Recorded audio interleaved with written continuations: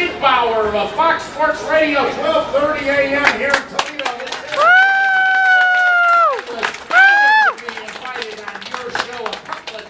Within the last year, just recently, last week, guys. Returning the compliment, I wanted to have you on the program. Well, we appreciate that. Obviously, you have done such a great job. We did a 45-minute marathon, and we ended up putting it was 45. We ended up putting a podcast, and every time we plug it, we say, make sure you grab a drink and go to the bathroom because you'll be listening for a while. Yeah, I didn't even do that. We didn't even have to do any work. I mean, we just asked you a question, and the next thing you know, you go off and get fired up about LeBron and Terrell Pryor, and it was beautiful. Well, I'm here to ask you questions now, so let me get to it. Tigers, Indians, what a race, guys. I'm a Tribe fan, diehard Tribe fan, always have been. Can we hear for the Tribe on here? I was telling Evan today, I think it's interesting that we have two nationally broadcasted games this week. I don't know what happened or who made them scheduling mistake that Cleveland actually gets two nationally televised games a week this week. Well, you know, it's funny. I had Ken Rosenthal of Fox Sports on yesterday on the show, and I said, you know, right after you guys announced we're going to have these Indians games, we started playing mouse and ball.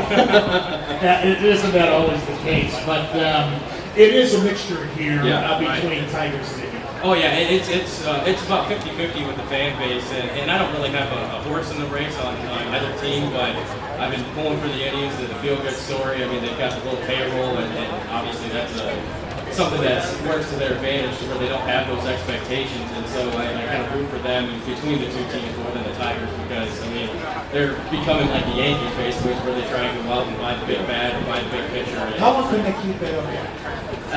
I really don't know. I don't think their future, obviously with Miguel Cabrera and Justin Verlander, is pretty bright with those two guys, but I don't know how often they're going to keep going out to buy the bats and getting rid of some. They can, as long as Mike Dillis keeps selling pizzas, they can. So that's about it. Well, what do you think?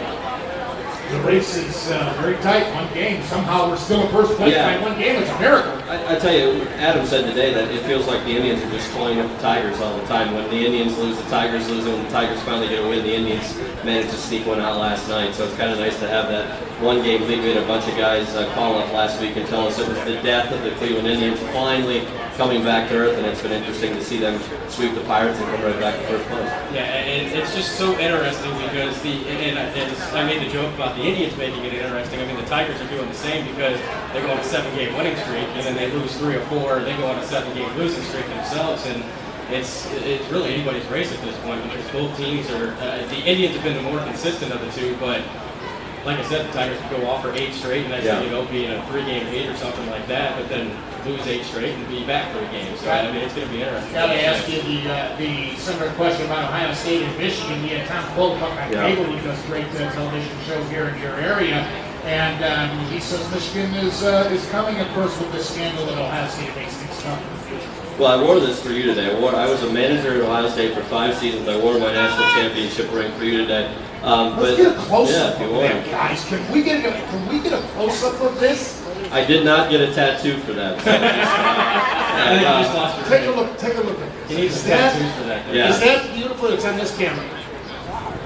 Boy, that's beautiful. Yeah.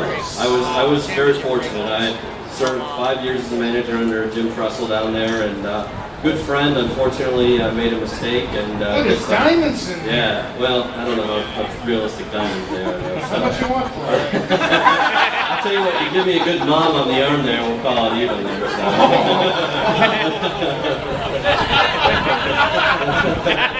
Okay. Off the air here in about 10 minutes. So no, but the program's going to suffer. So it's got to be painful for you particularly. But Michigan's got a new coach and a new outlook. Yeah, and that's the way that I kind of viewed it is I find it interesting that with the Wolverines coming off of the bowl berth, with them coming off the winning season, getting a new coach, having Denard Robinson, that their biggest thing to hold their hat on is Jim Tressel got caught. And I just find that so interesting that that's what the winningest program in college football has kind of come to at this point, is that they're more happy about somebody else faltering than some of the positives that they have at this point. And, you know, it's kind of even the playing field a little bit with the fan base to, take shots, because obviously Ohio State's got the, 8 straight victories or however many it is. And Now Michigan, yeah, well, Jim Truss is gone, so Right. we'll have to be our foot in the door. You know, he cheated every year to get all 9 Yeah, of those exactly. wins. That's what we've been told. Chris Schmidbauer and Adam Regal of Fox Sports Radio 1230. Check them out on their own show. Time to do it every day. Every single day. Hey, fellas, thanks so much Thanks for so much. joining me. Appreciate And it. anytime I can help you out, you just Absolutely. let me know. We'll take a final break. When we come back, we'll conclude meeting some of these great fans from Toledo. Love it!